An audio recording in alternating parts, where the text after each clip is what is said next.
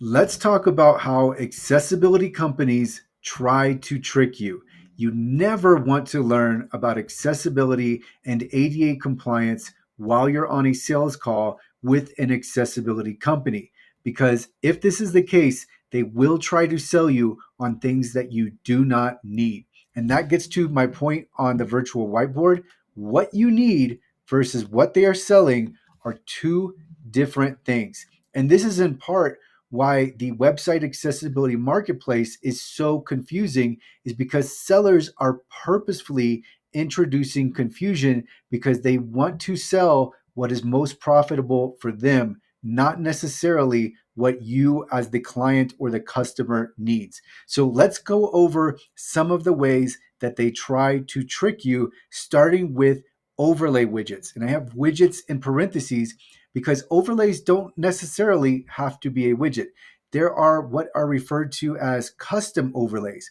And here we have superficial adjustments that are rendered over a website, but they are custom to that website. So it's basically a custom built overlay.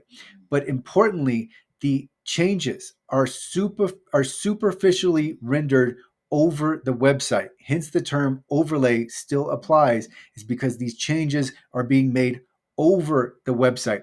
And with accessibility, we want to fundamentally address both our code and our content. And with an overlay, this cannot happen. And with overlay widgets, we have a menu of settings that once activated, a user can select different settings such as zoom, color contrast, highlights, etc. But again, these don't fundamentally address accessibility. And of course, we know that overlay widgets have not stopped lawsuits, neither have custom overlays. So we can look at the court cases and see this.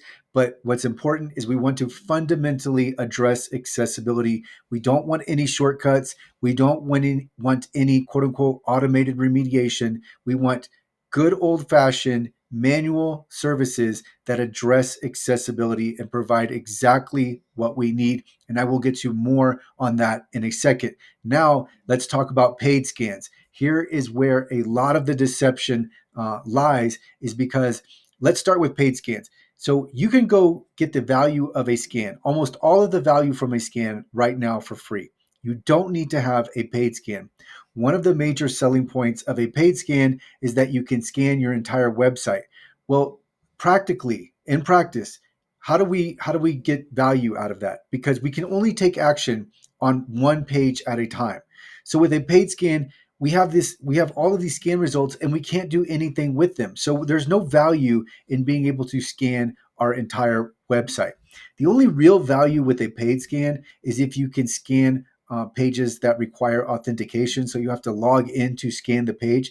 There can be some value there, but it's really limited to that. And speaking of limitations, it's important to know that while scans are extremely useful, they are extremely limited. So even with a scan, we are only going to be able to flag a limited subset of accessibility issues. So when we talk about WCAG 2.1 AA, think about 25% of the accessibility issues per WCAG 2.1 AA can be flagged. And even with that flag, we still have to manually review the scan results because there can be false negatives. Occasionally, there may be false positives. So scans are just so limited that it's hard to get value from them. So accompanying scans are monitoring and reports. So what the idea around monitoring is that we can get alerts anytime a new accessibility issue is introduced that can be flagged by automation. But again, we're limited to only those issues that can be flagged by automation. And if we're going to all of this trouble, then we need to then we really should be taking steps to make sure that we don't introduce accessibility issues to begin with. You also have to ask yourself, if I'm monitoring, is someone actually going to go in and fix an issue the second or the minute or the day that issue is alerted? Probably not. So monitoring really has limited value for a number of reasons. With reports, there is some value in reports. It's nice to get pie charts. It's nice to have a score. It's nice to monitor our progress. But again, what is it that we're really after? Do we want to continually monitor how many accessibility issues reside on our website, or do we want to fix them and be done with it and make sure that we don't introduce any more accessibility issues going forward? That's where we want to be. We don't want to be where we know we're in a, let's say we have an 85 and next month we're going to get to a 90.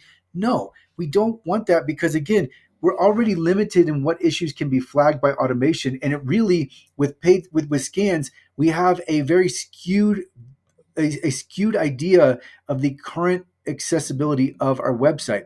It can initially, when we run a scan, it can give us a feel for the accessibility, but again, there are so many other accessibility issues that can be present that can only be detected manually, that scans are so limited, it really doesn't make sense to pay for them. So while yes, there can be some benefit in reports, just know that that benefit is very limited, and for most website owners, this isn't where you want to be. We want to resolve accessibility once and for all. And then when we are uploading new content, or when we are editing code going forward, we are doing so in an accessible manner. And so for that reason, training is important. And for that reason, working on integrating accessibility into our processes and our workflow is very important. Reports are not nearly as important. Another red flag is when audit and user testing are conflated. So these are two different services. If the accessibility company is conflating these services, it's problematic, because they are really overselling you on what they are doing. With an audit, this is a formal evaluation conducted by a technical accessibility expert, one or more technical accessibility experts. With user testing, this is where one or more professionals with one or more disabilities is going through and evaluating a website based on their practical experience using the website. And they are typically using assistive technology, usually a screen reader, but it can be other assistive technologies. And they're going through the website and they are relaying their practical experience. So these are two entirely different services, and you want to beware if an accessibility company or someone selling services is conflating these terms. That is a red flag. Also, accessibility companies purposefully introduce confusion where there is none. One of the ways they do this is by talking about new legislation and new accessibility standards. WCAG 2.2 is the last update to the Web Content Accessibility Guidelines. There are no new standards, so look out if the accessibility company is trying to tell you that these standards are constantly changing and you need to be on top of them. No, we know what it is. WCAG 2.2 is the final version. Before that, WCAG 2.1 was published in 2018. It's still a best practice for to have as WCAG 2.1 conformance. But if you want to build on top of that, 2.2 introduces just a few more accessibility considerations. And be aware that with the Web Content Accessibility Guidelines, we aren't undoing any of our previous work. We are building on top of that. So to take account of additional accessibility considerations rather than a complete upheaval of our accessibility. So it's nothing is constantly changing when it comes to the laws. Yes, I've covered many new laws that are in the works or they are coming out. There can be all sorts of legislation, but what does digital accessibility legislation come down to? Well, it really comes down to at its peak, WCAG conformance. And we see WCAG 2.1 incorporated into a few different laws. And so even if that's incorporated, and that would be the peak of accessibility, that is going to be what is necessary for material compliance. And when I say material, I'm referring to the digital asset itself. So making those digital assets accessible. If we're working with a web-based asset, such as a website or a web application, we're going to look to the Web Content Accessibility Guidelines. If it's another type of digital asset, such as a software or a native mobile app, we are going to apply those principles in the Web Content Accessibility Guidelines. But again, with the law, with regulations, with current legislation, nothing is being changed. So we don't need to continually be aware of all of these different laws. That would be more for other requirements, such as administrative requirements. But when it comes to material compliance, which is what the accessibility companies are referring to, there is no confusion. So don't let them convince you of a story where this is all too confusing and you can't stay on top of this, you can stay on top of it right now. I just went over it. Artificial intelligence.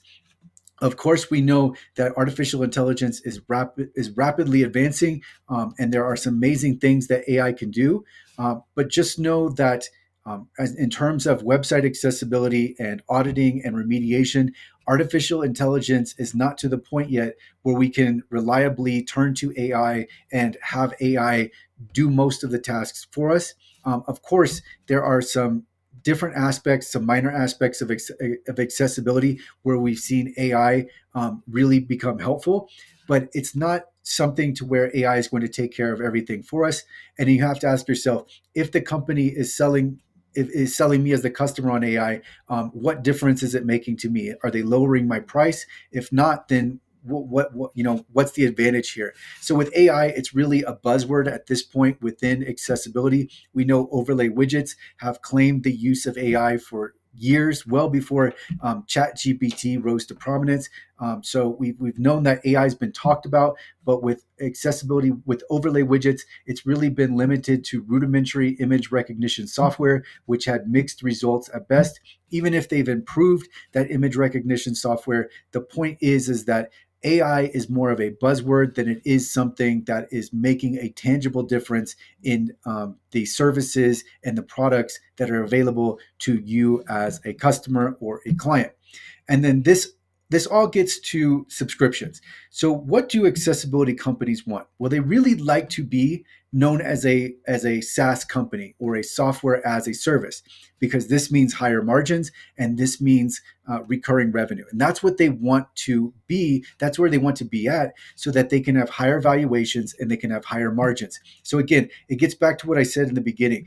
Accessibility companies want to sell you on what is best for them, not necessarily what is best for you. They don't want to be professional services companies, even though professional services is really what accessibility comes down to. Yes, there are some tools that provide automation that can be really helpful, but accessibility still comes down to professional services. And these companies don't want to be professional service companies. They want to be software companies. That is why you see the emphasis on paid scans and building around paid scans and having all of these different things that can be automated, because they want to sell you on these tools because that's what's most profitable for you. What they will do is they will de-emphasize the manual component, which is by far the biggest component of accessibility. So they will have a smoothing over of the manual side. They may acknowledge it and they will tell you something like 40% of accessibility issues can be caught through automation, but then for the rest we recommend some manual testing and we offer that, or we can support that. They will de-emphasize the manual component because they don't want to be a professional services company. It is very important that you know that, and know that what you are really after as a consumer, as a client, as a customer, you are really after these services that can conclusively make your website accessible. So an audit is always a part of this. And the reason why accessibility companies even offer audits is they really can't get around this. So they'll have the audit and then they will surround it with all of the technology, the automated side, but they will emphasize the automated side and they will de-emphasize the manual component of accessibility, which again is almost all of accessibility. So when think of it this way for context. When we are working manually on the services, we use technology to aid our manual efforts, but everything still comes down to manual review, manual evaluation, and then manual remediation. And that is what accessibility companies do not want to focus in on. And that is why you see clients that go to accessibility companies and they continually are sued over and over again. Relatedly, if I can understand if you do not want to have your website remediated and you only want your developers, your team to touch your code.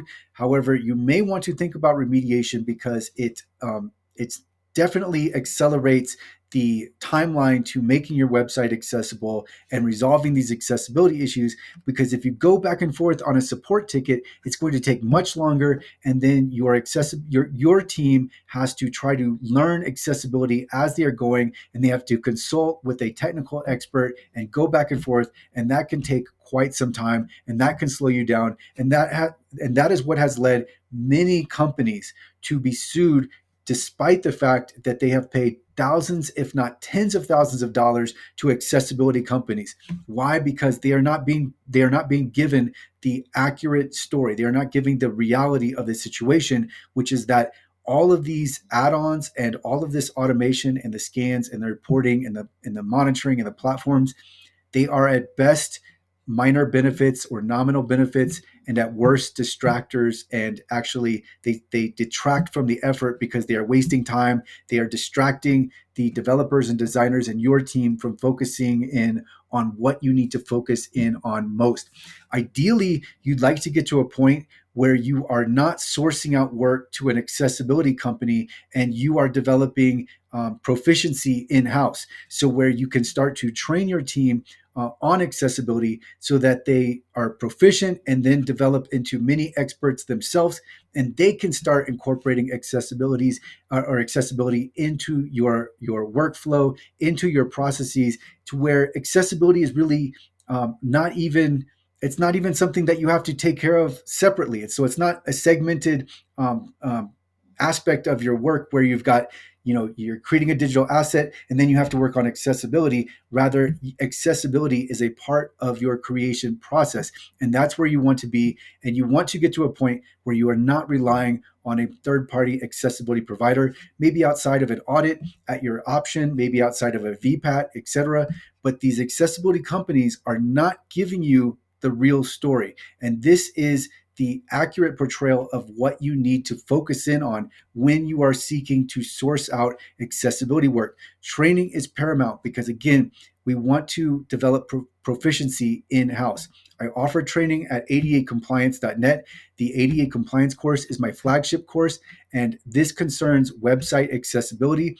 And in this course, I prioritize the top 15 issues that plaintiffs' lawyers look for and how to prioritize these issues. So what to work on first, and then exactly how to find and fix these issues with code examples. So the ADA compliance course is going to reduce your risk of litigation as you are working on website accessibility. And then with accessible.org, we have done for you services that not only include audits, but also include remediation and user testing. And we can provide a recorded user testing session that demonstrates that your website is indeed free of accessibility issues. And so all of this is available at accessible.org. I will include links to all of these different resources in the description.